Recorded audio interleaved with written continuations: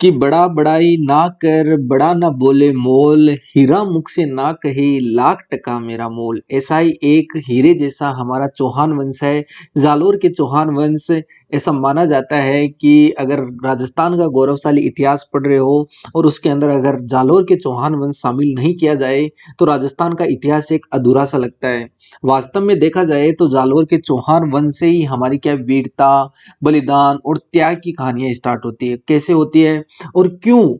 जो सबसे पहले राजस्थान के अंदर जो जोहर हुआ था, सबसे पहले राजस्थान का जोहर हुआ था, क्यों महिलाओं ने अपने सतीत्व की रक्षा के लिए जल के अंदर अपने प्राणों को त्याग दिया था, क्या है इसके पीछे की पूरी कहानी आज की क्लास के अंदर हम जानते हैं। और लेके चलता हूं हमारी क्लास नंबर 11 और जालोर से रिलेटेड रहेगी हमारी क्लास नंबर 6।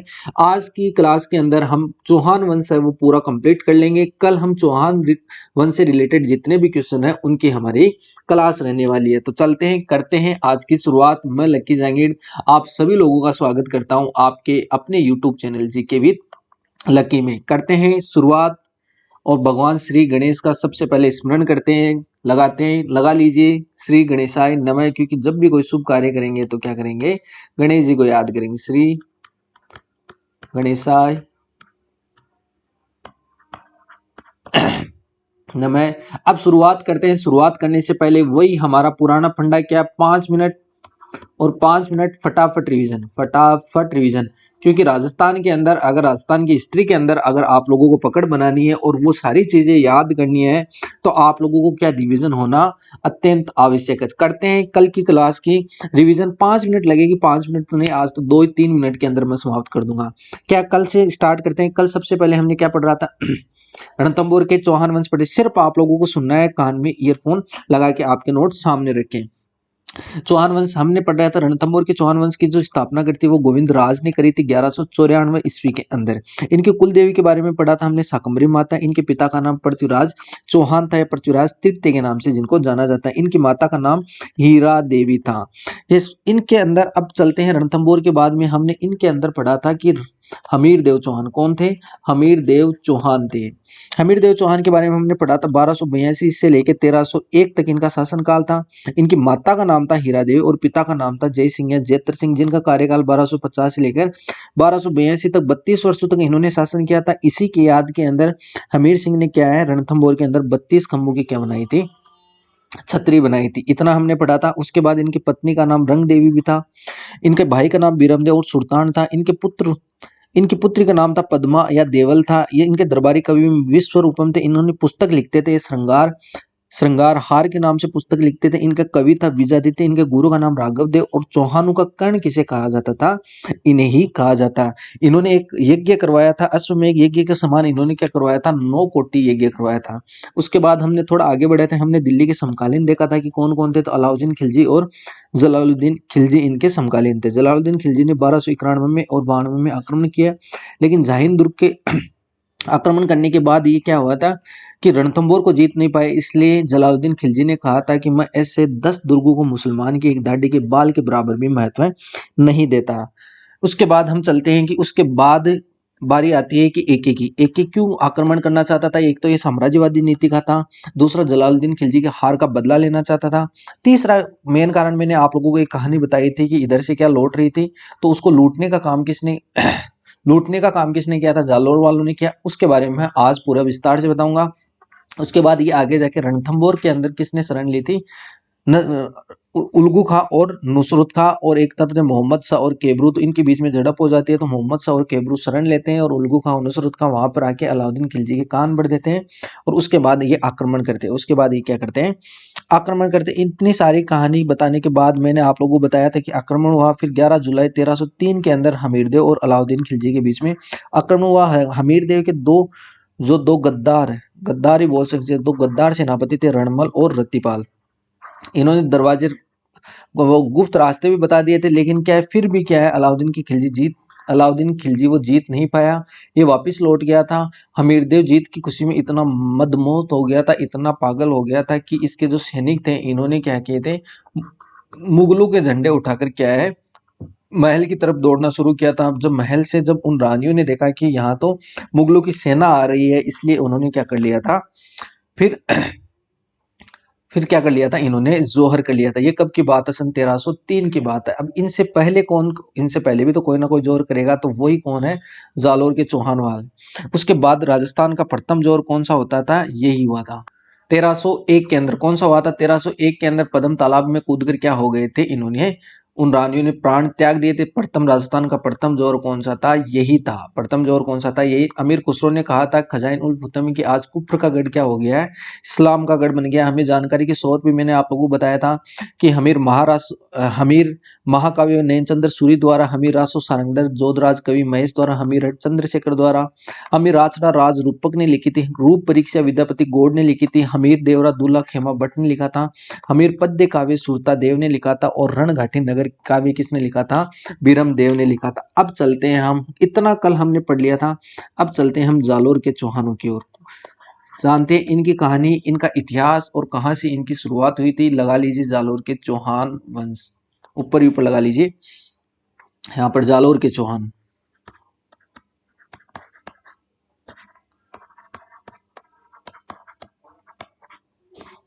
जालोर के चौहान, सबसे पहले तो इनकी उत्पत्ति के बारे में बता देता हूं, थोड़ा सा इनका इतिहास जान लेते हैं तो क्या पढ़ने में थोड़ी सी हमें आसानी हो जाती है। सबसे पहले तो इनके इतिहास के बारे में बात करूं तो जो जालोर के चौहान थे ये कहाँ थे, पहले नाडोल के अंदर ही रहते थे। पहले कहाँ रहते थे, नाडोल में। थोड़ा सा हम इसको कम कर लेते हैं। जो जालोर के चौहान से, जैसे जैसे लिख रहा हूं वैसे वैसे लिखते जान। जालोर के जो चौहान थे वो सबसे पहले कहाँ, नाडोल में ही रहते थे। सबसे पहले ये कहा, नाडोल में रहते थे। उसके बाद जो नाडोल से जो अलग हुआ था, नाडोल के अंदर रहते थे, ये साथ में ही काम करते थे। तो नाडोल से फिर एक इंसान था, उसका नाम था अलहाना।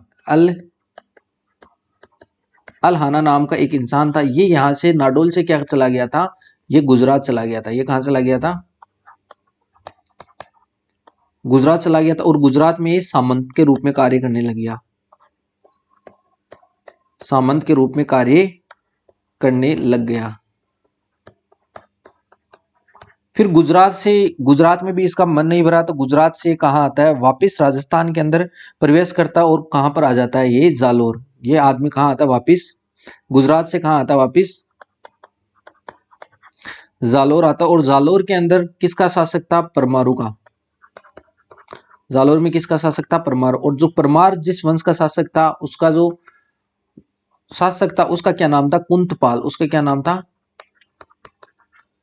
कुंतपाल। इसका क्या पर था, जालोर के अंदर शासक था। तो ये यहाँ पर क्या करने लग गया, जालोर के अंदर क्या करने लग गया था, सामंत के रूप में कार्य करने लग गया था। उसके बाद इसने धीरे धीरे दबदबा बढ़ाया और अपनी कोई एक सेना की टुकड़ी इसने क्या कर ली थी, स्टार्ट कर ली थी। और कुछ मंत्री थे उनको क्या कर लिया था, अपनी तरफ कर लिया था। कुछ मंत्रियों को क्या कर लिया था, अपनी तरफ कर लिया था। अपनी तरफ, अपनी तरफ, अपनी तरफ कर लिया था। अपनी तरफ करने के बाद क्या है, जब कुंतपाल को इसके बारे में पता चला, तो ये जो अलहन है इसको कहां से, यहां से निष्कासित कर दिया। इसको यहां से क्या कर दिया था, निष्कासित, मतलब जालोर से अपने जो किला था वहां से क्या कर दिया था, इसको बाहर निकाल दिया था। ये सारा नजारा कौन देख रहा था, इसका पुत्र जो अलहाना है, इसका पुत्र। इसका पुत्र का क्या नाम है, कीर्तिपाल, कीर्तिपाल चौहान। ये सारा नजारा कौन देख रहा था, ये देख रहा था। तो इसके मन में क्या होगी, जब निकाला तो जाहिर सी बात है पिता की बेइज्जती, पिता की क्या हो जाती है, बेइज्जती। पिता की बेइज्जती को ये बर्दाश्त नहीं कर सका और ये बाहर आकर इन्होंने एक सेना की टुकड़ी तैयार करी। और इसने इतनी बड़ी सेना कर ली थी कि इसका जो था परचम जालोर के आसपास, जालोर के आसपास के गांव तक फैल गया था, गांव तक फैल गया था। उसके बाद बारी आती है सन 1182, बारी आती है सन 1181 की, सॉरी 1181 की बात है। 1182 में तो क्या हुआ था, कीर्तिपाल ने क्या की थी, जालोर के अंदर इसकी स्थापना करी थी। तो 1181 के अंदर क्या होता है, इसने जालोर पर आक्रमण कर लिया, जालोर पर जालौर पर आक्रमण। किस सामने कौन कौन है? कीर्तिपाल,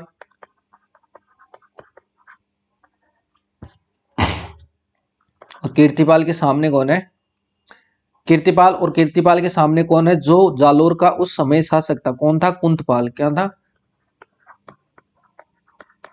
इन मध्य युद्ध होता है 1182 में। इसमें कीर्तिपाल जीत जाता है और कुंतपाल क्या हो जाता है? इसमें हार हो जाता है। और कुंतपाल हारने के बाद इसको क्या कर देते हैं? जेल में डाल देते हैं। और जालोर पर अधिकार कौन कर लेता है? कीर्तिपाल। जालोर पर अधिकार कौन कर लेता है? कीर्तिपाल। कीर्तिपाल का अधिकार अधिकार जालोर पर कब होता है? 1181 के अंदर, 1181 में। और कीर्तिपाल क्या है? 1182 के अंदर क्या करता है? राज्याभिषेक वगैरह जो भी इनकी मतलब, और आमने इसके जो कुंतपाल थे, इनके जितने भी रिश्तेदार थे वो क्या विद्रोह करने लगे थे। तो उन सब का विद्रोह का दमन करने के बाद सन 1182 के अंदर ये क्या रख देता है? नींव रख देता है जालोर में।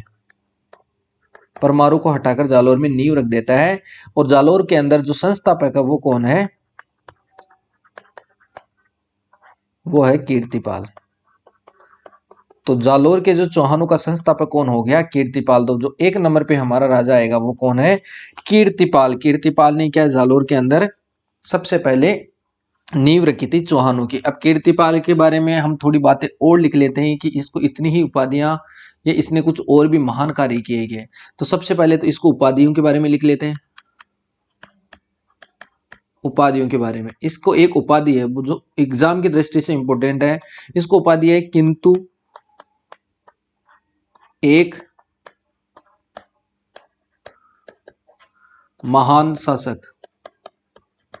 ये उपाधि इसको प्राप्त है। ये कहां पर प्राप्त है? मूर्णोत नेण से निधि थी। मूर्णोत नेणसी ने ये उपाधि प्राप्त करी थी। और नेणसी, मूर्णोत नेणसी की जो रचना है कौन सी है? नेणसिरी ख्यात। इसके अंदर इस उपाधि का जिक्र है। कौन सी? नेणसिरी ख्यात में क्या है? जिक्र है इसका। इसको एक और उपाधि प्राप्त है। इसको उपाधि है राजेश्वर की उपाधि प्राप्त है। आपको तो सिर्फ एक ही उपाधि के बारे में पता होगा, किंतु एक महान राजा, लेकिन राजेश्वर की उपाधि प्राप्त है। ये कहां पर? इसका जिक्र हमें कहां पर मिलता है? सुंदामाता अभिलेख में। कहां पर मिलता है? सुंदामाता अभिलेख के अंदर हमें इसकी इस उपाधि के बारे में हमें पता चलता है। उसके बाद इसके पुत्र, इसके 3 पुत्र हुए थे। कितने? 3 पुत्र हुए थे। वन बाई वन हम उनके नाम लिखते हैं। सबसे पहले इनका पुत्र हुआ था समर सिंह।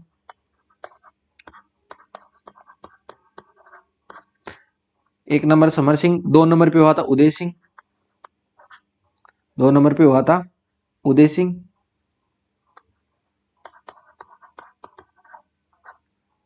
3 नंबर पे इनका पुत्र हुआ था मानव सिंह। कौन हुआ था? 3 नंबर पे इनका पुत्र हुआ था मानव सिंह। थोड़ा और आगे बढ़ते हैं और इसके बारे में मैं और चीजें बताता हूं। इसने क्या किया था? जब इसने क्या कर ली थी? जब इसने चौहान वंश की नींव रख ली थी, कब? 1182 में। 1182 में नींव रख। अब थोड़ी सी इसके पीछे की कहानी बनाता हूं। आप लोगों को पता है कि मैंने आप लोगों को बताया था जो जालोर के अंदर जो कौन थे? परमार थे। परमार में कुंतपाल था। इसका पिता क्या करता है? विद्रोह कर देता है और उसको बाहर निकाल देता है। तब बाहर क्या है? ये थोड़ा शक्तिशाली बनता है और इतना शक्तिशाली बन जाता है कि इसने बाहर सन 1171 की बात कर रहा हूँ, 1171-72 की बात कर रहा हूँ। इसने क्या किया था? चित्तौड़ पर आक्रमण किया था। चित्तौड़गढ़ पर आक्रमण किया और चित्तौड़गढ़ को जीत भी लिया था। मेन बात यह है कि आक्रमण करना नहीं, जीत लिया था। चित्तौड़ को क्या कर लिया था? इसने जीत लिया था। और 1172 से लेके 1178, कब से कब तक? 1172 से लेके 78 78 तक क्या करता है? ये चित्तौड़ पर राज करता है। चित्तौड़ पर राज करता है। उसके बाद तो चित्तौड़ का जो शासक आता है वो इसको हरा देता है और हरा कर क्या कर लेता है? चित्तौड़ वापस अपने कब्जे में कर लेता है। और 1178 में क्या हो जाती है? इसकी मृत्यु हो जाती है। 1178 में क्या हो जाती है? इसकी मृत्यु। अगर 1178 में अगर इसकी मृत्यु होती तो ये क्या जो 81-82 के अंदर जो स्थापना करी थी, ऐसे थोड़ी करी। तो ये आप लोगों को पता है कि आप लोगों ने जब मेवाड़ का इतिहास पढ़ते हो तब ऐसी बातें बताई जाती है, लेकिन ये बात सरासर गलत है। 78 में इसकी मौत नहीं होती, ये यहाँ से आ जरूर जाता है, ये वहां से आ जाता है और इतने सालों में मतलब लगभग लगभग 6 साल के अंदर क्या कर लेता है, इतनी बड़ी एक सेना तैयार कर लेता है और उन सेना को वही कहाँ भेजने लग जाता है, जालोर। 6 साल के अंदर जालोर को मजबूत करना था इसका मेन मकसद। तो क्या था, जालोर को, और जालोर के अंदर क्या अपने पिता का प्रतिशोध लेना था, पिता के जो बेइज्जती हुई थी उसका क्या लेना था, इसको बदला लेना था। इसलिए ये यहाँ से आप लोगों को मेवाड़ में पढ़ाया जाता है कि 78 में मौत हो जाती है 1182 से 78 में। लेकिन हुआ क्या था कि वो वहां से आता है, फिर जालोर के अंदर क्या करता है, जालोर के अंदर 4 साल बाद ही क्या कर लेता है, जालोर पर अधिकार कर लेता है। मेन कहानी ये है, आप लोगों को अगर रिलेट करना आता है तो। चलते हैं आगे, इसका दूसरे नंबर का पुत्र की ओर। लगा लीजिए नंबर 2, राजा लगा लीजिए नंबर 2, उसके बारे में पढ़ते हैं हम। नंबर 2 कौन सा था, समर सिंह। 3 पुत्र बताए थे मैंने आपको, समर, उदय और मानव। तो समर सिंह के बारे में, समर सिंह के बारे में पढ़ते हैं। ये चौहान वंश का ऐसा पहला शासक था, ये चौहान वंश का ऐसा पहला शासक था, पहला शासक था। चौहान वंश का ऐसा पहला शासक था जिसने मंदिर निर्माण कार्य शुरू किए थे, जिसने कई मंदिर निर्माण कार्य शुरू किए। इसके अलावा इसने शास्त्रागार खुलवाए, शास्त्रागार खुलवाए। इसके अलावा इसने कई कोषागार खुलवाए। कोषागार के अलावा इसने जालोर के परकोटे का निर्माण करवाया।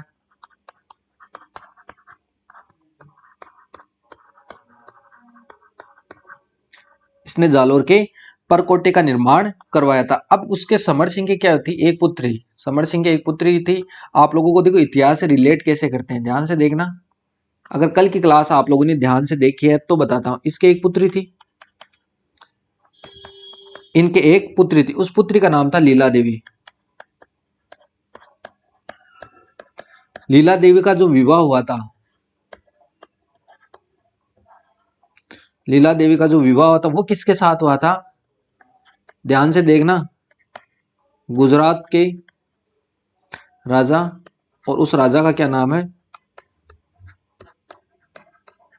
भीमदेव सेकंड। कुछ याद आ रहा है भीमदेव सेकंड से, ये वही भीमदेव सेकंड है जो, ये वही भीमदेव सेकंड है जो क्या है, जो आप इतिहास में पढ़ते हो कि सोमेश्वर की हत्या किसने करी थी, सोमेश्वर चौहान।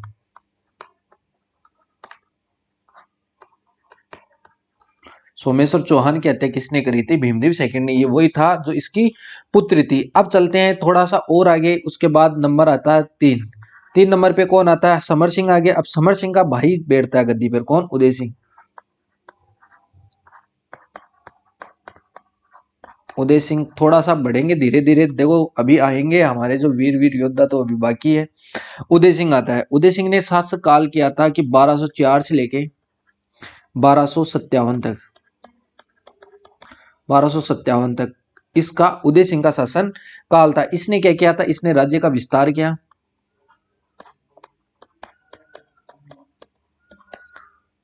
इसने राज्य का विस्तार करने में इसकी अहम भूमिका थी। इसके काल में क्या होता है, एक दिल्ली का युद्ध होता है। इसके काल में दिल्ली का,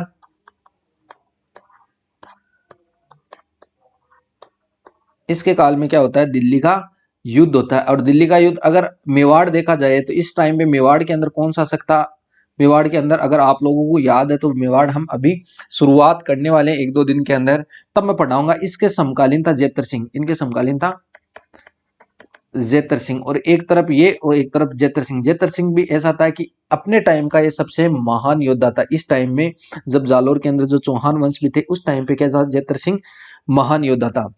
अब हुआ क्या था, युद्ध हुआ था दिल्ली का। अब दिल्ली का युद्ध किस किस के मध्य हुआ था, इधर तो उदय सिंह,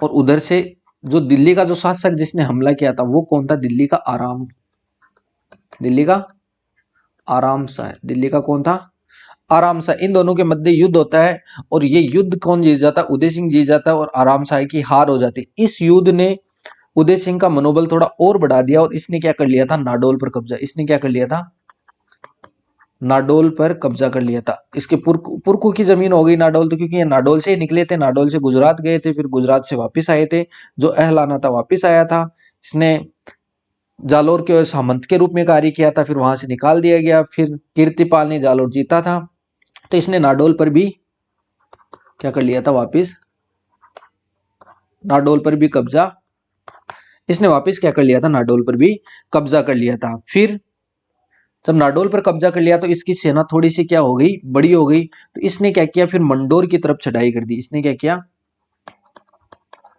और मंडोर पर भी अधिकार कर लिया।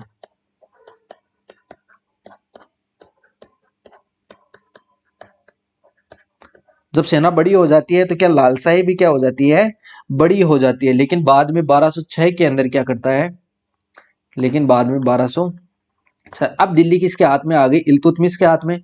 तो इल्तुतमिश ने सबसे पहले इसी को जीत लिया था। इल्तुतमिश ने 1206 में वापस अधिकार कर लिया।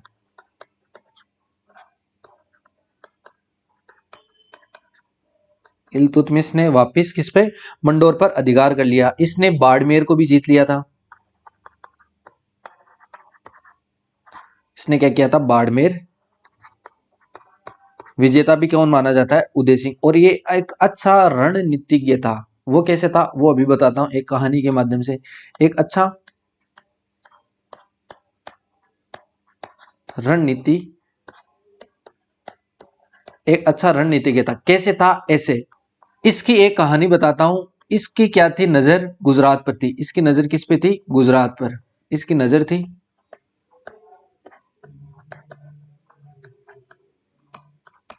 गुजरात के परमारू पर। गुजरात पर इसकी नजर थी, लेकिन गुजरात को जीते कैसे, थोड़े से परमार क्या थे, शक्तिशाली थे। ये क्या ढूंढ रहा था, मौका ढूंढ रहा था। ये क्या ढूंढ रहा था, मौका ढूंढ रहा था कि कब मौका मिले और कब मैं क्या गुजरात पर आक्रमण कर दूं। जैसे आप भी तो कभी किसी से बात करने के लिए मौके ढूंढते रहते हो, वैसे ये भी मौके पे चौका लगाना चाहता था। एक बार की बात है, गुजरात वालों पर कौन आक्रमण कर देते, दक्षिण वाले, दक्षिण के यादव। दक्षिण के यादव गुजरात पर आक्रमण कर देते, तो गुजरात वाले जितने भी थे वो कहां चले जाते, दक्षिण देवगिरी चले जाते। और यहां से वापस आने में तो बहुत टाइम लग जाता। इस बात की खबर किसको चली थी, उदय सिंह को चली। इस बात की खबर किसको चली, उदय सिंह को। उदय सिंह को इस बात की खबर लगी।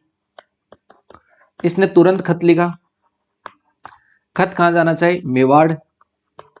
और मेवाड़ में कौन था, जेतर सिंह। मेवाड़ में कौन था, जेतर सिंह। दोनों ने मिलकर क्या किया था, जेतर सिंह और उदय सिंह ने दोनों ने मिलकर क्या किया, गुजरात पर आक्रमण किया। और गुजरात पर जो उस टाइम पे जो सेनापति थे वो लवण प्रसाद। कौन थे, लवण और प्रसाद। कौन थे, लवण प्रसाद। क्योंकि जो मुख्य मुख्य सेनापति थे वो तो कहां चले गए थे, दक्षिण के अंदर यादवों के पास। ये दोनों बचे थे, इनको हरा दिया, इनको हराया। और यहां से था धन, बहुत धन लूट के लेके आए। जितना जेतर सिंह से चलता वो जेतर सिंह लेके आ गया, जितना उदय सिंह से चला था वो क्या, उदय सिंह लेके आ गया। अब दोनों क्या हो गए, जेतर सिंह और उदय सिंह क्या हो गए, दोनों ज्यादा ताकतवर हो गए।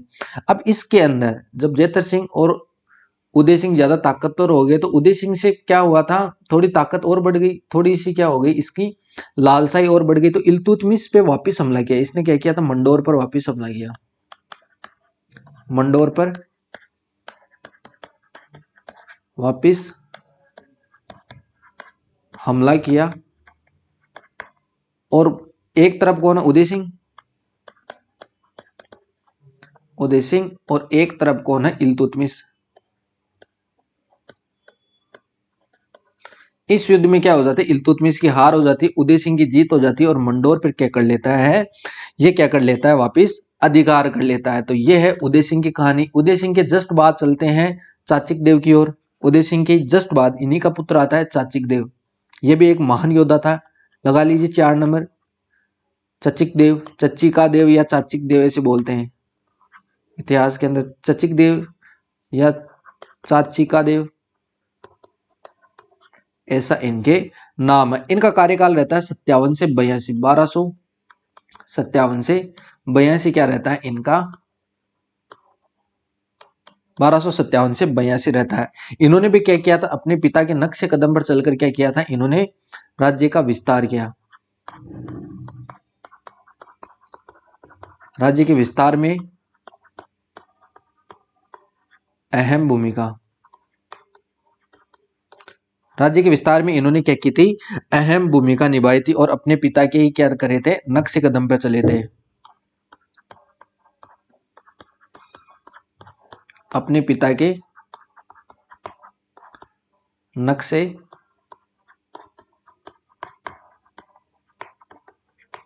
अपने पिता के नक्शे कदम पर चले थे। अब इनके टाइम जब चाचिक देव और ये चाचिक देव का टाइम आया था, इस टाइम पे दिल्ली का कौन शासक था, अरे अभी कहाँ, अभी तो पूरी फिल्म बाकी है, देखो ध्यान से देखना। जब इनका टाइम आया तब दिल्ली में समकालीन कौन था, तब दिल्ली, अब दिल्ली में किसका शासन आ गया था, बलबन का और नासुरुद्दीन का। कौन, दिल्ली में कौन आ गया था, बलबन और नासुरुद्दीन।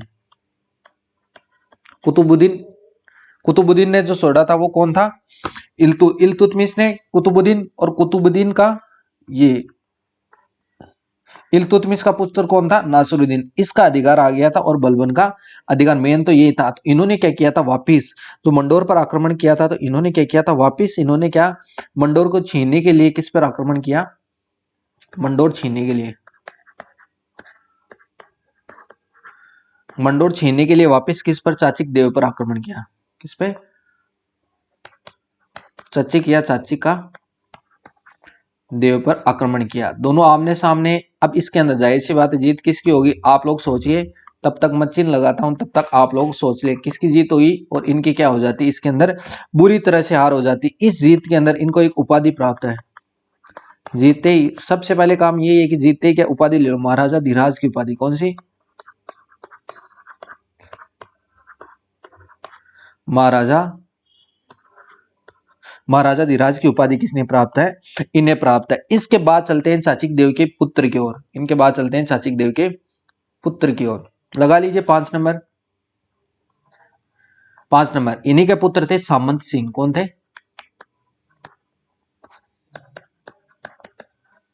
सामंत सिंह। इनका कार्यकाल था 82 से 96, 1282 से 1296 सामंत सिंह का कार्यकाल था। अब क्या यहां पर इन्होंने बेर ले लिया था, तो इनके काल में क्या होते हैं, मुगल आक्रमण सबसे ज्यादा होते हैं। मुगलों के आक्रमण,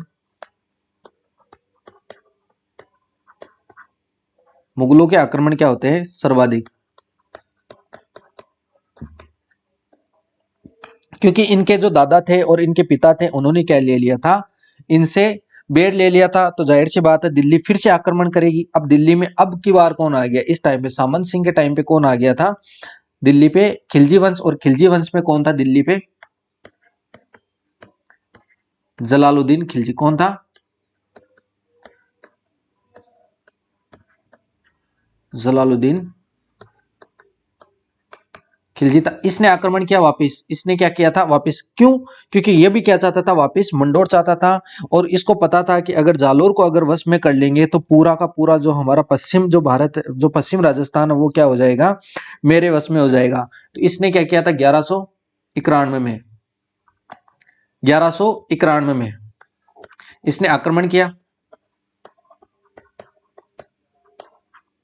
किस पे, सामने कौन है, सामंत सिंह।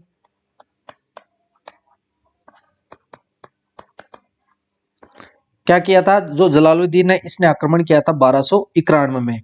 अब सामंत सिंह का एक महान योद्धा या एक ऐसा बोल सकते हैं कि एक सेनापति था महान। इसी के कारण क्या हुआ था, ये सामंत सिंह क्या करता है, युद्ध जीतता है। ये कौन था, बाघेला राजा। कौन था, बाघेला राजा, बाघेला का राजा था, इसका सेनापति था, बाघेला राजा का सेनापति, इसका सेनापति था, उसका नाम था सरनाग देव। बाघेला राजा था, इसका सेनापति था, उसका नाम था सरनाग इसका नाम था शरनागदेव। जब ये आक्रमण करने के लिए आए तो इसने क्या, 1 इंच इसको क्या है आगे नहीं बढ़ने दिया। इसने क्या किया था, जलालुद्दीन को जहां पर आया था वहीं का वहीं रोक दिया। और इसमें जीत किसकी हो जाती है, सामंत सिंह की इसमें क्या हो जाती है, जीत हो जाती है। और जलालुद्दीन खिलजी क्या हार का जो मुंह लेके वापस कहाँ चला जाता है, दिल्ली चला जाता है। लेकिन जाहिर सी बात है दिल्ली दिल्ली दिल वालों की है, तो जाहिर सी बात है जलालुद्दीन के बाद कोई और आएगा वो भी आक्रमण करेगा। देखो स्टार्टिंग से चल रहा है दिल्ली का आक्रमण, हर एक जो राजा पड़ रहे हैं उसके अंदर दिल्ली जरूर हर ना कहीं बार आक्रमण करती है। इसके पुत्र हुए थे, उसके पुत्रों के बारे में लिख लेते हैं। सामंत सिंह के पुत्र, इतिहास में इनका बहुत महत्वपूर्ण योगदान है, ध्यान से देखना और याद रखने की भी कोशिश करना। इनके पुत्र हुए थे सातल देव।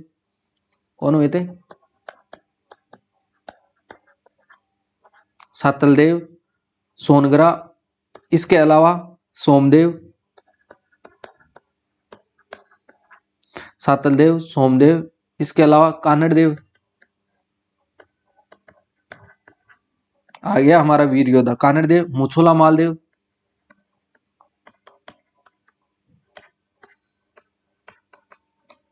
ये क्या हुए थे, इनके 4 पुत्र थे। और भी पुत्र हो सकते हैं लेकिन हमारे काम के ये है।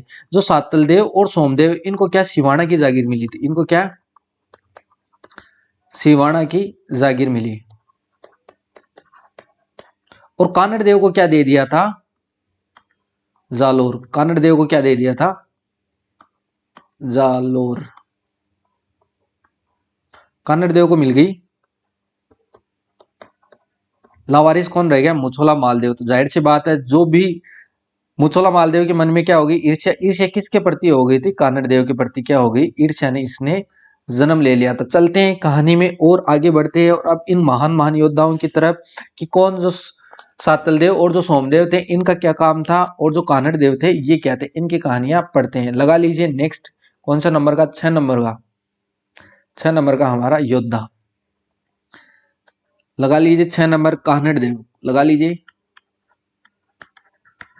कानड़ देव, जो जालोर के अंतिम जो कहते हैं योद्धा थे, अंतिम जो चौहान वंश के जालोर वंश के कहते अंतिम योद्धा। इनका कार्यकाल रहता 1296 से लेके 1311, 1296 से लेके 1311। जो जितने भी इसके बाप दादा जो परदादा थे जो इसके पूर्वज थे उनमें से कहीं ऐसा मान लो कि 1.5 सियाना कौन था, कानड़ देव था। इसके बारे में पढ़ते हैं। चौहानों का सबसे शक्तिशाली राजा कौन था, यही था। लगा लीजिए, लिखते जाइए। चौहान कौन से, जालोर के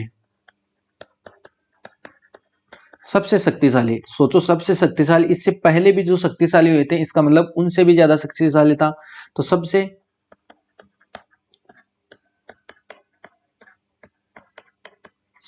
शक्तिशाली राजा, जालोर के जो भी राजा हुए उनमें से सबसे शक्तिशाली राजा कौन थे। इनकी पत्नी का नाम था, इनकी पत्नी का नाम था जैतलदे। जैतलदे। इनके पुत्र का नाम, इनके पुत्र का नाम, ये इतिहास की दृष्टि से क्या है इंपॉर्टेंट है, कौन है, बीरमदेव। इसकी एक लव स्टोरी है वो मैं थोड़ी देर में आप लोगों के सामने रखने वाला हूं। चलते हैं आगे और लेके आते हैं समकालीन दिल्ली को, लेके आते हैं समकालीन दिल्ली को। देखो हुआ क्या था, पूरा मैं आप लोगों को विस्तार से बताता हूं और थोड़ा सा ऐसे कर लेते हैं, हम आगे वाले पेज में बताता हूं ताकि आप लोगों को थोड़ा सा सही समझ में आ जाए। पूरी कहानी यहां से बताता हूं। देखो बना लीजिए राजस्थान का एक छोटा सा मैप, बना लीजिए।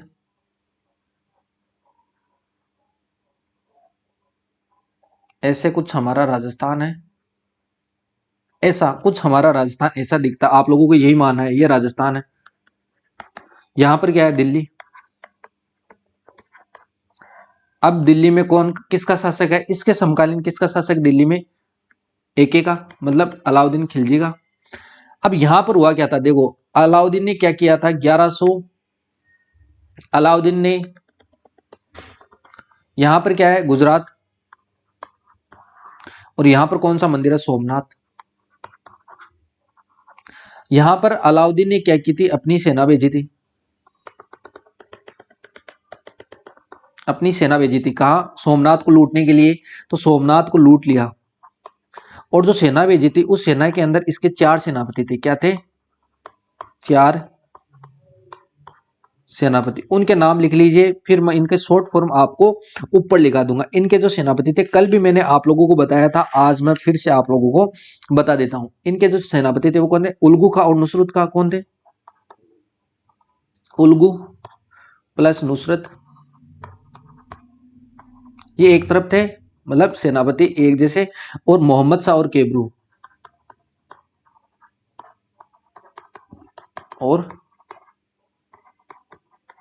ये एक तरफ थे। अब हुआ क्या था, यहां से सोमनाथ का जो भी धन था वो लूट कर कहा वापस दिल्ली जा रहे थे। यहीं पे क्या पड़ता है? जालोर। कहानी में देखा ना ट्विस्ट कैसे आता है। यहाँ पर क्या पड़ता है? जालोर। क्या पड़ता है यहाँ पर? जालोर। ये यहाँ ये वाला जो ये क्या है? जालोर।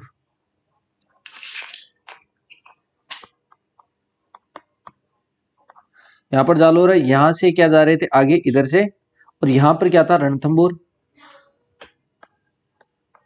जो कल वाली क्लास में मैंने आप लोगों को बताया, रणथंबोर में कौन था? हमीरदेव। रणथंबोर में कौन था? हमीरदेव चौहान, जिसके पास कौन शरण लेते हैं? मोहम्मद शाह और केबरू। इसके कहानी पूरी आपको अब बताता हूं। तो यहां से क्या कर रहे थे ये जो उल्गू खां और नुसरत खां, क्या कर रहे थे? यहां से धन क्या ले जा रहे थे? यहां से ले जा रहे थे। अब ये जब धन लौटने आए थे, ये टाइम कौन सा था? 1299 का। कौन सा था? 1299 का ये टाइम था। जब ये यहाँ से एंटर किया ना, तब ये जाहिर सी बात है जालोर था। और जालोर के अंदर जब इनको पता चला, कौन कौन थे जालोर के अंदर? कानड़ देव थे। तो कानड़ देव के इनके जो मंत्रिमंडल थे वो यहीं पे आसपास क्या कर रहे थे? इधर उधर घूम रहे थे, जायजा ले रहे थे कि कोई शत्रु तो आक्रमण नहीं कर देगा। तब इनका एक सेनापति था जो यहाँ पर क्या कर रहा था? मुआवजा कर रहा था। उस सेनापति का नाम था जेता देवड़ा। उस सेनापति का नाम था जेता देवड़ा। इसको जब पता चला कि ये कहा, जो नुसरत खां, उल्गू खां, मोहम्मद शाह, केबरू ये यहाँ पर पहुंचे ना, तब इनको पता चला, तब इनको यहाँ पर पता चला जेता देवड़ा को कि ये यहाँ से क्या सोमनाथ से कुछ मूर्तियां धन दौलत ले जाके क्या दिल्ली में क्या करने वाले हैं? उनका क्या करने वाले हैं? अपमान। उनका क्या करने वाले? अपमान। तो ये अपमान से बदला लेने के लिए जेता देवड़ा ने क्या किया था? कानड़ देव को सूचित किए बिना ही क्या कर दिया था? क्योंकि कानड़ देव ने कर रखा था, अगर कोई दुश्मन आक्रमण करता है तो आप कर देना। सूचित किए बिना ही क्या कर देता है? ये आक्रमण कर देता है। और ये जहां पर आक्रमण करता है वो कौन सी है? हिंदुमल घाटी। कौन सी है? हिंदुमल घाटी। और इस युद्ध को भी कौन से युद्ध के नाम से जानते हैं? हिंदुवल घाटी के युद्ध के नाम से जानते हैं, जो 1299 में जालोर के कानड़ देव का जो सेनापति था, कानड़ देव का जो सेनापति था जेता देवड़ा, और किन किन के मध्य जो एके की जो सेना थी उसके सेनापति उल्गू खान, नुसरत खान, मोहम्मद शाह, केबरू, यहां से इनको क्या इतनी बुरी तरह से लूटा है कि इनसे आधे से ज्यादा धन कहां पर लूट लिया था? यहीं पे इनसे आधे से ज्यादा धन लूट लिया। और जो मूर्तियां थी वो यहाँ पर इन्होंने अपने पास ही रख ली थी, और मूर्तियां पास में रखे इन्होंने सिवाड़ा नामक स्थान पर क्या कर दी थी? उनको स्थापित करवा दी थी। मूर्तियों को कहा? मूर्तियों को सिवाड़ा पे, मूर्तियों को सिवाड़ा नामक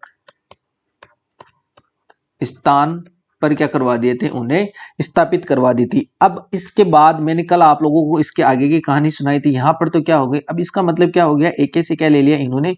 बेर ले लिया। जाहिर सी बात है, सीधे सीधे एके से क्या या दिल्ली से क्या दुश्मनी मोह ले ली।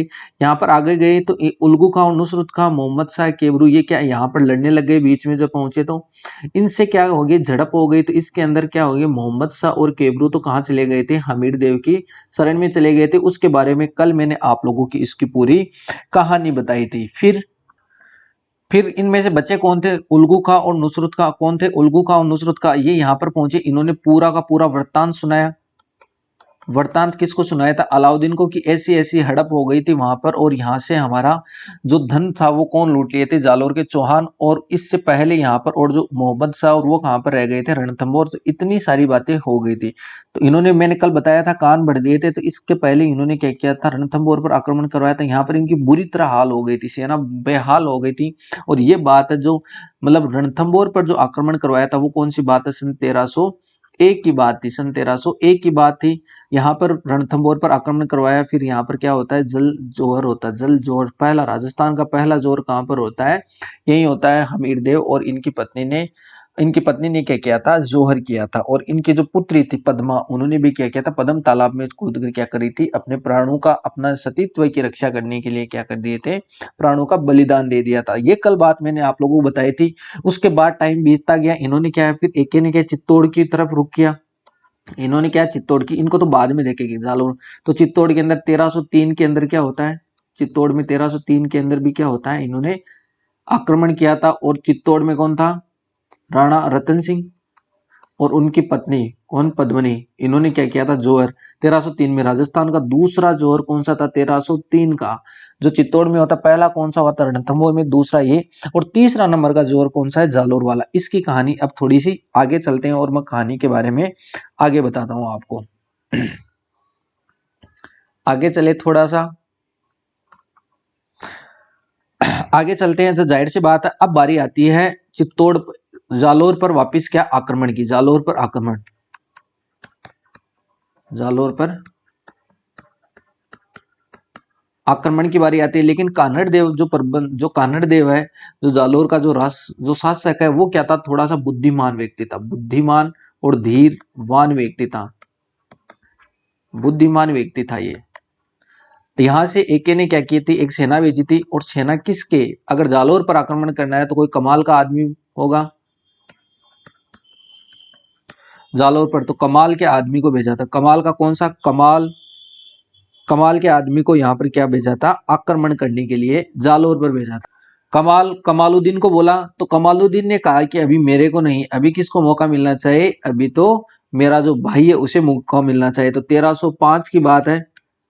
1305 के अंदर क्या है, जालोर पर आक्रमण करने के लिए किसको भेजा था, एक अपने सेनापति को उसकी टुकड़ियों के साथ, सेना के साथ भेजा। उस सेनापति का नाम था आइन, ये एक ही नाम है, ध्यान रखना, आइन उल मुल्क मुल्तानी। ये एक ही नाम है जो आपको श्लोक टाइप में दिख रहा है, ये यहां पर आया जालोर के अंदर क्या, कान्हड़ देव। और कान्हड़ देव के पास ये आक्रमण करने के लिए आया। तो कान्हड़ देव ने पहले इसको बुलाया, आराम से समझाया, ये महल है, यहाँ पर आराम से इसको खाना बिठाया, खाना खिलाया। और खाना खिलाकर क्या किया था, इसको समझाया, समझाया और समझा कर क्या कर लिया था, इस कान्हड़ देव ने क्या किया था, इस मुल्क मुल्तानी को क्या किया था, अपने पास रख लिया था। और ये कहा था कि फालतू के युद्ध के अंदर क्या पड़ा है, तेरी भी सेना का नुकसान होगा, हो सकता है अगर मेरी तलवार अगर सही जगह पर लग गई तो तेरे क्या सर कलम भी हो जाएगा। ऐसे वैसे करके इसको क्या कर रहा, बहला फुसलाकर क्या कर लिया था, यहीं पे रख लिया था। अब यहाँ पर तो रख लिया था, लेकिन कोई किसी ना किसी शर्त पर रखेगा। तो जाहिर सी बात है, इस पे एक शर्त रखी थी, यहाँ पर एक शर्त रखी थी कि मैं यहाँ पर रह जाऊंगा, या हम क्या है, युद्ध भी नहीं करेंगे, लेकिन आपको क्या करनी पड़ेगी, दिल्ली की अधीनता स्वीकार करनी पड़ेगी। तो इसने बोला है कि मान बोलने से कोई दिल्ली की अधीनता स्वीकार थोड़ी होती है। तो इसने कहा ठीक है, कोई बात नहीं, जैसा तू बोले वो ठीक है, लेकिन युद्ध से तो अच्छा है ना, कितने बेगुनाह हमारे और तुम्हारे क्या है, सैनिक मारे जाएंगे, तो इससे तो अच्छा है कि चल ठीक है। तो इसने कहा ठीक से काम नहीं चलेगा, आपको क्या करना पड़ेगा, आपको दिल्ली दरबार में क्या करनी पड़ेगी, हाजिरी देनी पड़ेगी, हाजिरी देनी, दिल्ली दरबार में क्या करनी पड़ेगी, हाजिरी देनी पड़ेगी। ये बात किसने कही थी, जो मुल्क मुल्तानी है उसने कही थी। किसको कही थी, कानड़ देव। तो कानड़ देव ने कहा कि मैं तो आज जाऊं ना काल जाऊं, तेरा मन है तो युद्ध कर ले, युद्ध का मैदान खाली पड़ा है। तो मुल्क मुल्तानी ने कहा है कि यार अब अगर इसने बोल दिया है, सामने से बोल रहा है कि युद्ध कर ले, तो जाहिर सी बात है मेरी पराजय निश्चित होगी। तो इसने एक प्रस्ताव रखा। तो इसने कहा कि चलो ठीक है, आप नहीं जा सकते तो लेकिन यहाँ का कोई राजकुमार है तो उसको भेज दो। तो उसने कहा ये चल जाएगा। तो इसने कहा कि मैं तो नहीं जा सकता, लेकिन मेरा पुत्र, मेरा पुत्र, वो कौन है, बीरमदेव। वो कौन है,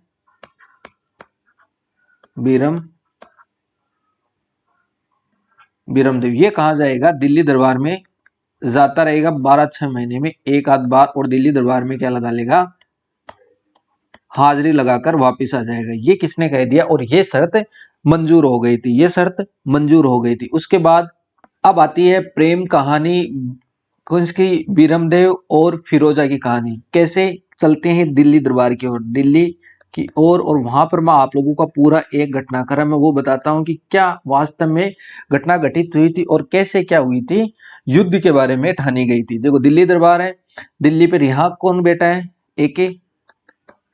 इधर क्या थी, यहाँ पर पर्दा रहता था, और पर्दाओं के पीछे क्या रहती थी, इनकी महिलाएं या औरतें रहती थी। यहां पर कौन बैठी थी, फिरोजा।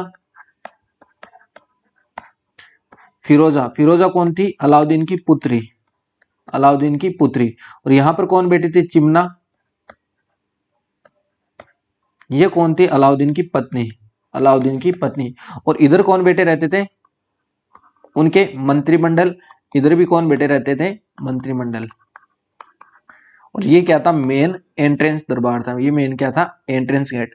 अब हुआ क्या था कि इतने दिन तो क्या हो गए, देखो पूरी कहानी बताता हूं आज, उल्गू खां और नुसरत खां की भी मैं आप लोगों को पूरी गाथा बता देता हूं।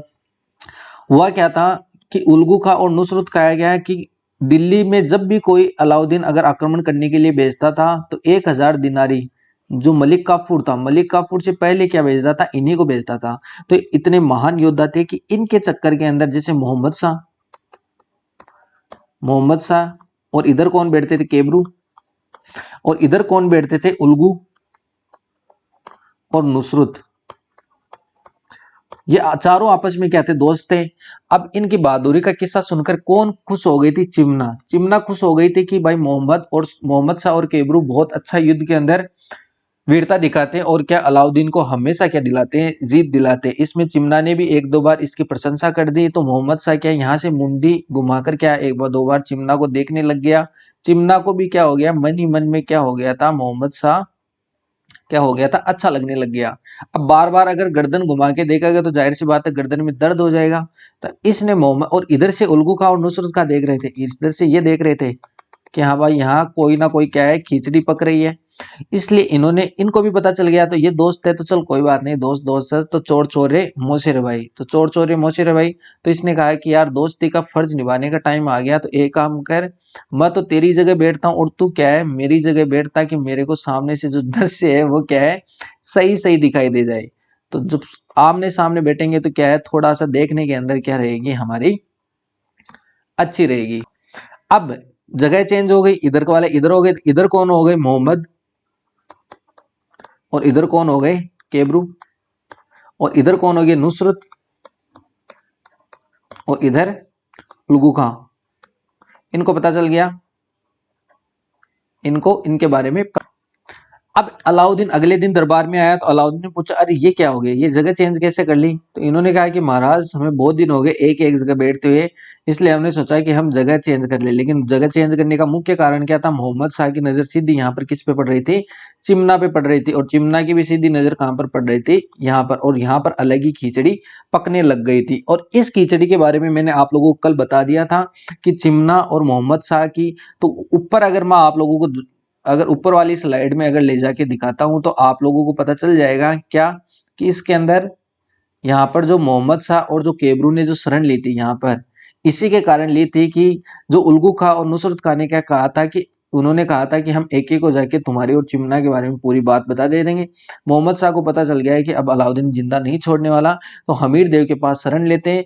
फिर क्या करता है, एक के वापिस किस पर आक्रमण करता है, चित्तौड़ पर आक्रमण करता है, किसको पाने के लिए, मोहम्मद शाह को दंड देने के लिए, ऐसा बोल सकते हैं, आक्रमण करता है। लेकिन हमीर देव और इनके बीच में युद्ध होता है, और युद्ध होता है 1301 के अंदर युद्ध होता है। और उसके अंदर क्या होते हैं, हमीर देव वीर गति को प्राप्त नहीं होते, लेकिन हिस्ट्री में ऐसा ही माना जाता है कि वीर गति को प्राप्त हो जाते हैं, और इनकी पत्नी क्या कर लेती है, जोहर कर लेती है। ये तो बात है किन किन की, मोहम्मद शाह और केबरू की। अब मेन बात पे आते हैं, हमारे जो कहाँ है, कानड़ देव के पास चलते हैं हम। कानड़ देव का पुत्र कौन है, बीरम देव। यहां से अब इतना सारा हो गया इनके बीच में, यहां से सीट खाली हो गई, यहां से क्या हो गई, सीट खाली, क्योंकि ये तो कहा वहीं रुक गए थे। अब यहां पर दिल्ली दरबार में हाजिरी देगा, दिल्ली दरबार में कौन आया, एक हैंडसम सा लड़का, और वो कौन था, बीरम देव। वो कौन था, वो कौन था, बीरम देव। और बीरम देव क्या है, इसको सलाम करता, और सलाम करके कहाँ बैठ जाता था, यहाँ बैठ जाता था, सलाम करके यहाँ बैठ जाता था। अलाउद्दीन को देखा कि यार पिछली बार मोहम्मद शाह और यहाँ पर बैठते थे, कहाँ, चिमना पर नजर पड़ी थी, बीरम देव कहीं चिमना या फिरोजा पे नजर नहीं पटक दे, इसको इस बात का डर था। तो बीरम देव ने, इसने अलाउद्दीन ने इसकी सीट कौन सी कर दी थी, ये और इनको कहाँ बिठा दिया था, इधर बिठाने लग गए थे। अब इसको मन में एक ख्याल और आ गया कि नुसरत खां और उलगुल खां कहीं ने कर देते, इनकी भी सीट चेंज करके कहाँ पर कर दी थी, इनके बगल में। तो यहाँ पर कौन बैठने लग गया था फिर, बीरमदेव।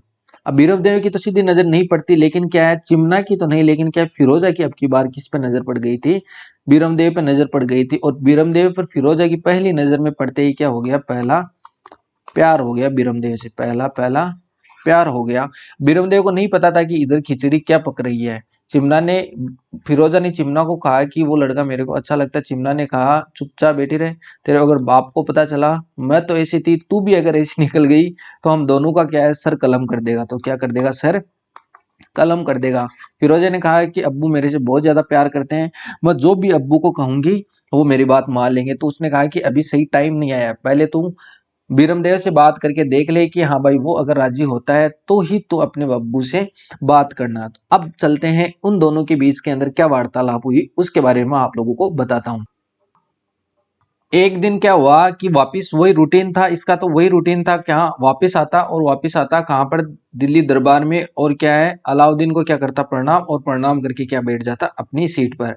फिरोजा यहाँ पर देखती थी, फिरोजा रोज देखती थी, और फिरोजा के मन में क्या प्यार हमेशा बढ़ता ही गया। एक दो बार फिरोजा ने किसी अपनी दासी के थ्रू भी कहलवाया था कि जाके क्या है, बीरमदेव को मेरे प्यार के बारे में बोलो। बीरमदेव ने इसको क्या कर दिया था, ना अनसुना कर दिया था, और इसकी बात पे गौर नहीं किया था। फिरोजा का प्यार बढ़ता गया बढ़ता गया बढ़ता गया। वास्तव में अगर प्रेम किसी ने किया है, फिरोजा ने किया है। देखो प्रेम की कहानी आगे बताता हूँ। उसके बाद क्या है, जब वीरमदेव की यहाँ से जब सभा खत्म होती है तो वीरमदेव वापस अपने क्या है, जालोर जाने के लिए बाहर निकलता है। तो बाहर कौन मिल जाती है इसको, सामने फिरोजा मिल जाती है, और फिरोजा इसको क्या कर देती है, प्रपोज। फिरोजा इसको प्रपोज कर देती है कि सामने से लड़का तो नहीं, लेकिन आज मैं ही तेरे को प्रपोज कर रही हूँ कि भाई मैं तेरे बिना नहीं रह सकती, तेरे से मैं शादी करना चाहती हूँ, तू मेरी भावनाओं का सम्मान कर और मैं तेरे से ही विवाह करना चाहती हूँ। तब वीरमदेव बोलता है कि तेरा बाप मेरा क्या है, सर कलम कर देगा, अगर किसी ने अगर सुन लिया तो वह यहाँ पर जो आ रहा हो ना, ये आना भी क्या कर देगा, तू बंद कर देगी मेरा। फिरोजा ने कहा है कि उसकी चिंता मत कर, अब्बू को क्या है मैं समझा लूंगी, बस तू क्या कर दे, हाँ कर दे। लेकिन बीरमदेव, आखिर बीरमदेव थे, इनको पता था कि राजपूत और जो मुसलमान है उनके बीच के अंदर क्या है, कभी भी संबंध अच्छे नहीं हो सकते। फिरोजा ने, बीरमदेव ने ऐसा जरूर कह दिया कि भाई मैं तुम्हारे जो भावना है, जो मन के अंदर मेरे लिए भावना, उनका सम्मान करता हूँ, लेकिन क्या मैं तेरे से शादी नहीं कर सकता। फिरोजा ने फिर कहा कि क्यों नहीं कर सकता, क्या कारण है इसके पीछे, मैं खूबसूरत नहीं हूँ क्या, मैं ये नहीं हूँ क्या, मैं क्या सिनेमा घर नहीं जाऊंगी, मैं शॉपिंग नहीं करूंगी। ये सारे लालच किसने दिए थे, फिरोजा ने दिए थे बीरमदेव को। लेकिन बीरमदेव ने फिर फिरोजा को ये कहा, हर बार मना करने के बाद बीरमदेव ने लास्ट में ये कहा कि मेन कारण ये है, ये सुन ले। बीरमदेव ने ये कहा कि मामा लाजे भाटियार, कुल लाजे चौहान, और जो मैं परणु तुर्कनी तो पश्चिम मुगे भाण। इसका मतलब यह है कि जो मेरे मामा है वो क्या है, भाटी वंश के हैं, और मैं खुद क्या हूँ, चौहान वंश का हूँ। अगर मैं तुर्कनी से अगर विवाह कर लूंगा, इसका मतलब तो यही होगा, अगर जो सूरज, भाण किसका पर्यायवाची है, सूरज का, तो अगर सूरज अगर एक बार पश्चिम से उग जाए तो मैं क्या है, तेरे से शादी कर लूंगा। तो एक बार तो पश्चिम भी क्या हो जाए, सूरज भी पश्चिम से उग जाएगा, लेकिन मैं तेरे से क्या करूंगा, शादी नहीं करूंगा। और ये क्या है, इसका जो प्रपोजल है वो ठुकरा के वीरमदेव कहाँ चले जाते हैं, जालोर चले जाते हैं। जालोर जाने का मतलब क्या हो गया, संधि टूट गई। जालोर जाने का मतलब क्या हो गया, संधि टूट गई। अब आते हैं हमारे अगले कार्यक्रम की ओर। संधि टूट गई, संधि टूट गई तो फिरोजा जाती है अपने पिता के पास, और एक एक को बोलती है कि मेरे को क्या चाहिए, मेरे को जालोर चाहिए, मेरे को क्या चाहिए, जालोर चाहिए। और जालोर, बस जालोर ही चाहिए नहीं, जालोर के अंदर जो बीरमदेव है मेरे को वो चाहिए, और मैं क्या है, उसी से शादी करना चाहती हूँ, उसी से शादी करना चाहती हूँ। ये किसने कहा था, ये फिरोजा ने कहा था अलाउद्दीन को। अलाउद्दीन ने मना किया है कि तू चाहे और कुछ भी मांग ले, मैं दुनिया की सारी दौलत तेरे सामने झुका दूंगा, लेकिन क्या है, ये मत मांग। लेकिन फिरोजा के जो प्यार के आगे या अपनी पुत्री के जो मोह के आगे, प्रेम के मोह के आगे क्या है, अलाउद्दीन भी झुक जाता है। उसने सेना को आदेश दिया, उसने सेना को आदेश दिया और कहा कि जालोर पर आक्रमण की तैयारी करो, जालोर पर आक्रमण की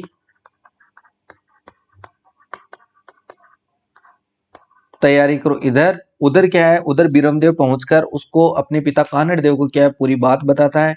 कानड़देव समझ जाता है कि अब क्या है, युद्ध निश्चित है। कानड़देव पूरा पूरा समझ जाता है अब क्या है, युद्ध निश्चित है।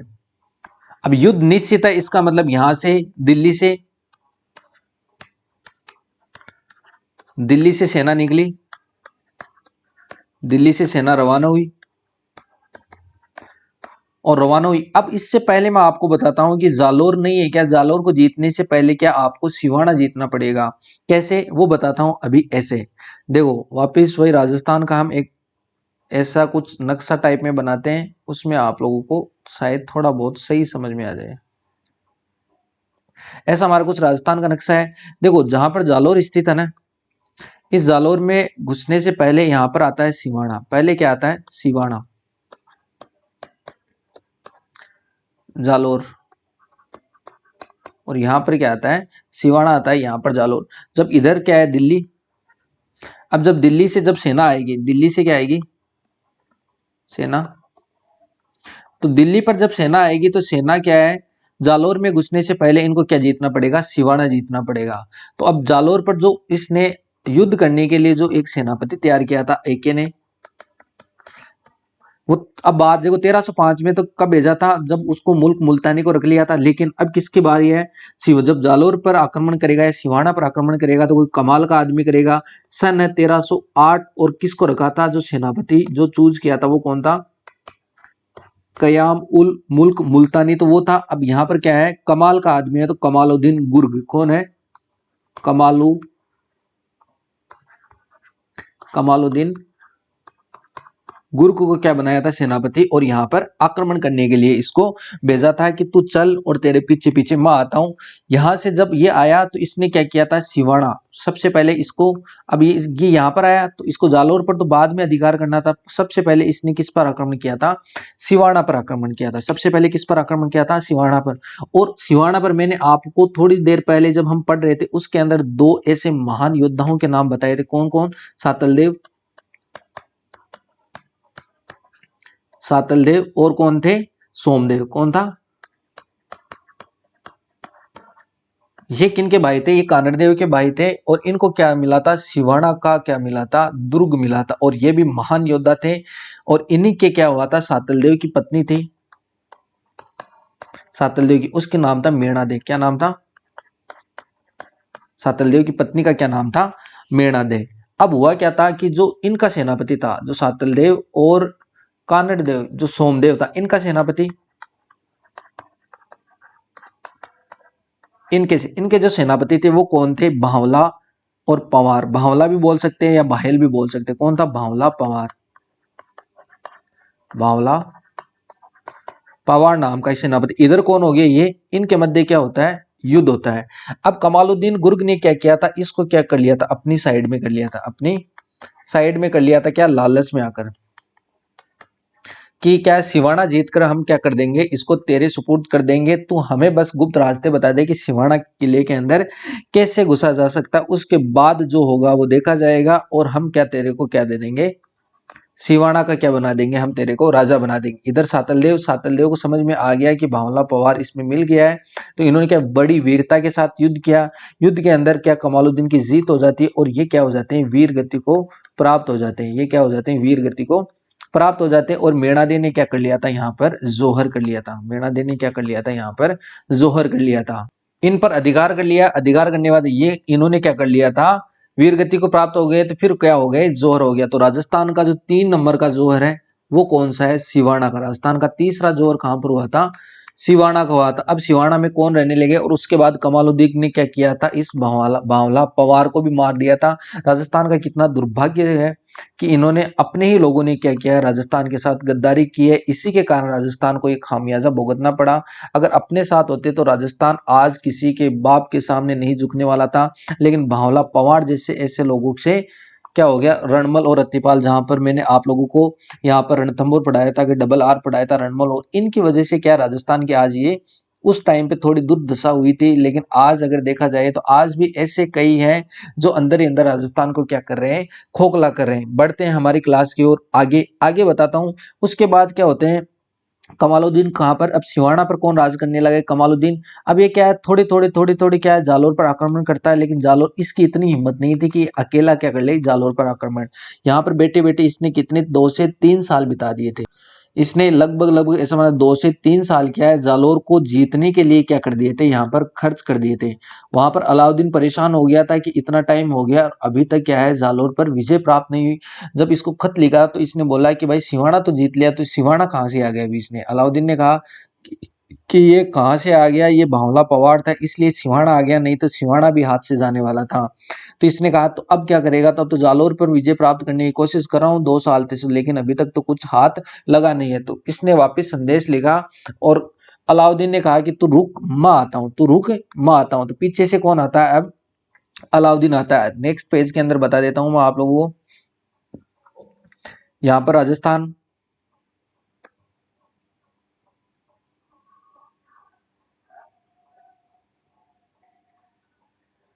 ये राजस्थान, यहाँ से दिल्ली, और दिल्ली से कौन आ रहा है, अब एके आ रहा है। दिल्ली से कौन आ रहा है, अब एके अपनी और सेना लेके आ रहा है। और इधर पहले क्या है, सिवाना, और सिवाना पर तो कौन मौजूद है पहले से ही, पहले से कौन, कमालुद्दीन गुर्ग। कमालुद्दीन गुर्ग पहले से ही कहां पर मौजूद है, सिवाना पर। अब यहां से कौन आ गया था, एके। एके अपनी सेना लेके आ रहा है, और सेना कहां से आ गई, यहां से होते हुए सिवाना पर। सिवाना के बाद इन्होंने क्या किया था, जालोर दुर्ग को क्या कर लिया था, घेर लिया था। जालोर दुर्ग को क्या, एक के कमालुद्दीन इन्होंने क्या कर लिया था, घेर लिया था। अंदर कौन थे इसके, कानड़ देव। कौन थे, कानड़ देव। और कानड़ देव के साथ इनका पुत्र कौन था, बीरम देव। कौन था, बीरम देव। अब इतना सब कुछ करने के बाद, मतलब ये घेर के बैठ गए थे, बहुत दिन हो गए, लेकिन इस पे अब किले के अंदर जाने का कोई रास्ता नहीं मिल रहा था इनको कि किले के अंदर कैसे घुसा जाए। और जब ये सेना लेके आया था, ये कौन सी सन हो गई थी, 1311 के अंदर। लेकिन इस समय वो है कि जब इंसान सबसे जीत जाता है तो अपनों से हार जाता है। कैसे, इसके सेनापति थे, इसका सेनापति, उसका कौन था, भांवला पवार। और जो कानड़ देव और बीरम देव, इनके जो सेनापति थे वो कहते दहिया बीका। कौन थे, दहिया, दहिया, और कौन थे, बीका। और ये दोनों क्या हो गए थे, एके के हाथों क्या हो गए थे, बिक गए थे। ये दोनों क्या हो गए, एके के हाथों बिक गए थे, बिक गए थे। देखो राजस्थान का कितना दुर्भाग्य है, जब इनको पता था कि भाई दैया और बीका को पता था कि सिवाना के अंदर भांवला पवार का भी वही हाल हुआ था, फिर भी इन्होंने क्या लालच में आकर क्या किया था, लालच में आगे अलाउद्दीन ने कहा कि हम तेरे को क्या दे देंगे, जो जालोर दुर्ग है उनका क्या बना देंगे, हम तेरे को राजा बना देंगे, तू बस अंदर जाने का एक बार रास्ता बता दे। जब इनको पता था कि ये घटना एक बार पहले भी रणमल और रत्तीपाल के टाइम पे हो गई थी, और एक तो इनके जस्ट सामने हुई है, ये घटना सामने हुई थी सिवाना दुर्ग के टाइम पे, जब क्या भांवला पवार ने ये धोखाधड़ी करी थी, फिर भी इन्होंने वापस से वो की वो चीज दोहराई है। ये राजस्थान का एक दुर्भाग्य ही बोल सकते हैं। इन्होंने अंदर जाने का रास्ता बता दिया, और रास्ता बताने के बाद कानड़ देव और बीरम देव ने बड़ी वीरता के साथ युद्ध लड़ा, वीरता से युद्ध लड़ा। अब युद्ध के जो भी सैनिक थे वो क्या, बीरमदेव को क्या है, हथियार नहीं मार रहे, बीरमदेव लोगों को मार रहा है, लेकिन बीरमदेव क्या है, बीरमदेव पे को तलवार नहीं उठा रहे। क्यों, क्योंकि बीरमदेव को तो क्या क्या जीवित रखना था। क्यों, क्योंकि फिरोजा से इसकी क्या करनी थी, शादी करनी थी। बीरमदेव समझ में आ गया है कि ये क्या कर रहे हैं, क्या नहीं कर रहे हैं। इधर क्या कानड़ देव क्या हो जाते हैं, वीर गति को क्या हो जाते हैं, प्राप्त हो जाते हैं। और इधर बीरमदेव क्या कर लेता है, आत्महत्या कर लेता है। क्या कर लेता है, आत्महत्या कर लेता है। और उसी सैनिकों के बीच में क्या हो जाती है, बीरमदेव की क्या हो जाता है, सर धड़ से अलग हो जाए, सर धड़ से अलग हो जाता है। अब इतने सैनिकों को वहां पर रक्तपात हुआ था कि वहां पर पहचानना मुश्किल हो गया था कि कानड़ देव का शरीर कौन सा है। इसके पूरे माजरे के अंदर जीत किसकी होती है, अलाउद्दीन की, और हार किसकी होती है, कानड़ देव और बीरम देव की। किसकी वजह से होती है, दैया और बीका की वजह से। आपको क्या लगता है, अलाउद्दीन ने बाद में दैया और बीका को जीवित छोड़ दिया? नहीं, बिल्कुल नहीं। दैया और बीका को क्या कर दिया था, अलाउद्दीन ने मार दिया था। दैया और बीका की जगह इनका एक भाई था, उसका क्या नाम था, मुछोला मालदेव इनका भाई था। मैंने आपको 4 भाई बताए थे, सातलदेव, सोमदेव, कानड़देव और मुछोला मालदेव। तो मुछोला मालदेव कौन बन गया था, मुछोला मालदेव ये कौन था? ये अलाउद्दीन की साइड मिल जाता है और अलाउद्दीन को यही बताता है कि मेन रास्ते क्या है, दैया और भिखा को तो कैसे हटाना है ये मेरे को पता है, तो आप मेरे को राजा बना दोगे तो मैं आपकी मदद कर सकता हूँ। ये बीच युद्ध के अंदर क्या मिल जाता है, एके की साइड, और एके की साइड में मिलने के बाद जब भाई ने भाई का साथ नहीं दिया तब जाके क्या हुआ था, ये हासिल हुआ था। और तब कानड़ देव ने भी सोच लिया था कि अब मेरा इस जीवन में रहना ही व्यर्थ है जब अपनों ने मेरा साथ नहीं दिया, और ये तो पहले से ईर्ष्या पाल के बैठा था। इस बीच में होता क्या है, आगे की बात बताता हूँ। यहाँ पर कानड़ देव तो वीर गति को प्राप्त हुई, यहाँ पर क्या बीरमदेव को ढूंढा जा रहा है, सबों के बीच में बीरमदेव को ढूंढा जा रहा है। तो बीरमदेव की क्या मिली थी, यहाँ पर एक सर मिला था, बीरमदेव का सिर्फ क्या मिला था, एक सर मिला था, बाकी क्या पूरा धड़ वगैरह वो क्या है काट दिया गया था, केवल सर था। अब इस सर को लेकर क्या एक थाल में सजाया गया, इस थाल में सजाकर क्या है फिरोजा के सामने रखा गया, दिल्ली ले गए, फिरोजा के सामने रखा गया। और ऐसा माना जाता है कि जैसे ही फिरोजा इसको देखने की कोशिश करता है तो ये फिरोजा जो वीरमदेव है ये क्या कर लेता, अपना सर घुमा लेता। मतलब फिरोजा अगर इधर से देखना चाहती है तो ये अपना सर इधर घुमा लेता, ये इधर से देखना चाहती है तो ये अपना सर उधर घुमा लेता, मतलब ये फिरोजा की तरफ नहीं देखता, ऐसा एक किंवदंतियों के अंदर माना जाता है। बाद में क्या करता है कि प्रेम तो आखिरकार फिरोजा ने किया था, फिरोजा ने इसकी जो मुंडी है उसको अपनी गोद में लिया और गोद में लेके सती के वस्त्र पहने, और ऐसा माना जाता है कि फिरोजा क्या है यमुना नदी के अंदर कूद गई थी, फिरोजा बीरमदेव की इस मुंडी को लेके। तो ये थी फिरोजा और बीरमदेव की कहानी, और ये थी जालोर दुर्ग की कहानी। तो ये था आज के हमारे जालोर चौहानों का इतिहास और गौरवशाली इतिहास, जिन्होंने इतनी महानता, बलिदान, त्याग का जो इतिहास है यही है, और इतनी वीरता के साथ उन्होंने क्या किया था, युद्ध किया था। इसके बारे में हमें जानकारी मिलती है, वो कहाँ से मिलती है, वो हम अब एग्जाम की दृष्टि से इम्पोर्टेंट है, तो वो आप लोगों को नीचे लिखनी पड़ेगी। इतनी देर तो आप एक जैसे सत्यनारायण की कथा सुनाता हूँ वैसे सुन रहे होंगे, अब लिख लीजिए एग्जाम की दृष्टि से जो काम की चीज है, जानकारी। इनकी जानकारी हमें, जो युद्ध है इसकी जानकारी हमें मिलती है जानकारी मिलती है हमें कानड़ देव प्रबंध से। किस कहां से, कानड़ देव प्रबंध। कानड़ देव प्रबंध से किसकी कविता है, पद्मनाभ की, पद्मनाभ की। अगर आपको पूरी हिस्ट्री के बारे में या स्टोरी के बारे में जानना है तो ये ग्रंथ है, ये काव्य है, इसको खरीद लेना, ऑनलाइन मंगा लेना और पढ़ना, तब आप लोगों को जालोर के जो चौहानों की महानता के बारे में और पता चल जाएगा। और बीरमदेव सोनग्रारी बता, बीरमदेव सोनग्रारी बाता, ये भी किसका है, पद्मनाभ का ही है। तो इसके अंदर आप लोगों को ये सारी चीजें मिल जाएगी कि जो अभी मैंने आप लोगों को हिस्ट्री बताई है, स्टोरी बताई है उसके बारे में। अब हुआ क्या था कि अलाउद्दीन ने क्या किया था, यहाँ पर इसको जीत लिया था। जीतने के बाद यहाँ पर जो जालोर जीतने के बाद इसका नाम बदल दिया था, क्या बदल दिया,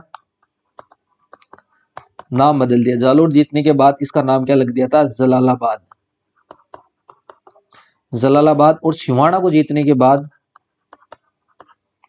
इसका नाम बदलकर क्या लिख दिया था, खेराबाद, क्या, खेराबाद। और इसने क्या नाम चेंज किया था, चित्तौड़ का, ये भी यहां पर लिख लीजिए। चित्तौड़ जीतने के बाद इसने क्या लिखा था, खिजराबाद,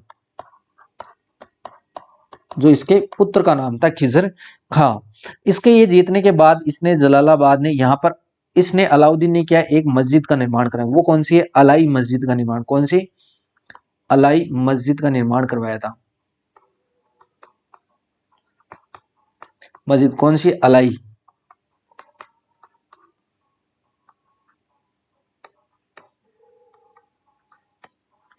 अलाई मस्जिद का निर्माण यहां पर करवाया था। ये तोप खाने के जिस बिल्कुल पास में है, कभी घूमने जाओ तब देखना, बिल्कुल तोप खाने के पास में है, इसलिए इसको तोप खाने मस्जिद भी कहते हैं, इसलिए इसको